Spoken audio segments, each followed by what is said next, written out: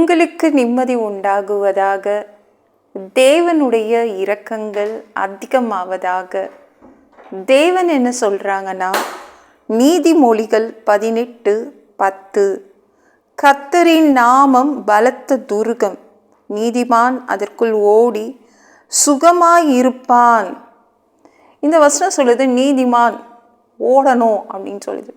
கர்த்தரை தேடுகிற பிள்ளைங்க ஓடணும். என்ன எதற்காக ஓடணும்னா, கர்த்தரை நோக்கி ஓடணும். அவன் அப்படி ஓடி கர்த்தர்கிட்ட போய் சேர்ந்துட்டானா அவன் சுகமாய் இருப்பான். நீதிமான் அதற்குள் ஓடி சுகமாய் இருப்பான்.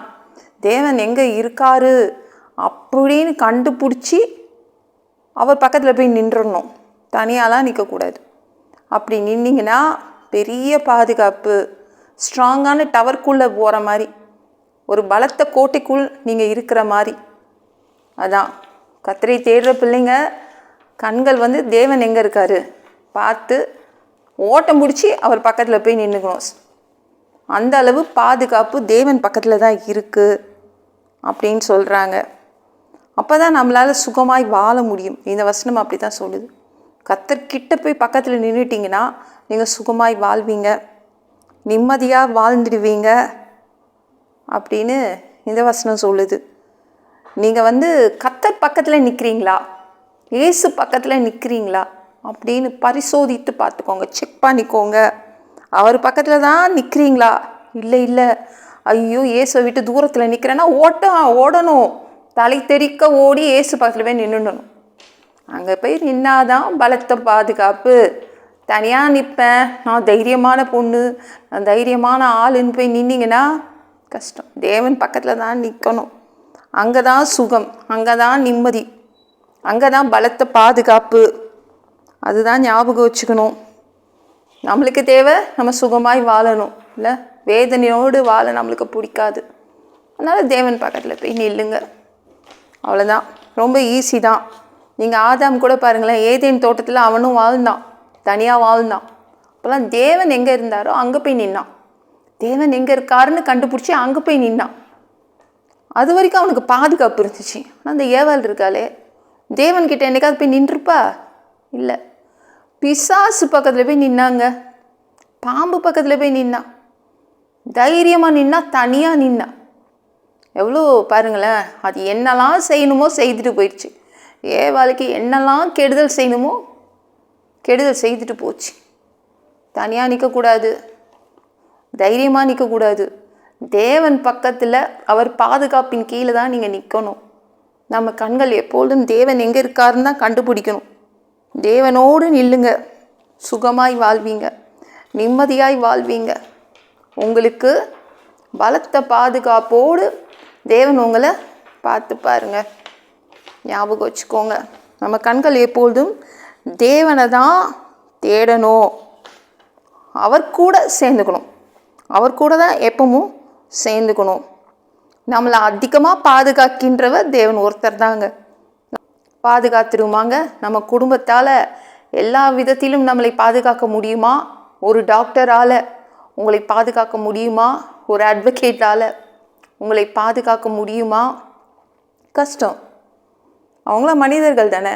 இந்த நாடு உங்களை பாதுகாத்திடுமா?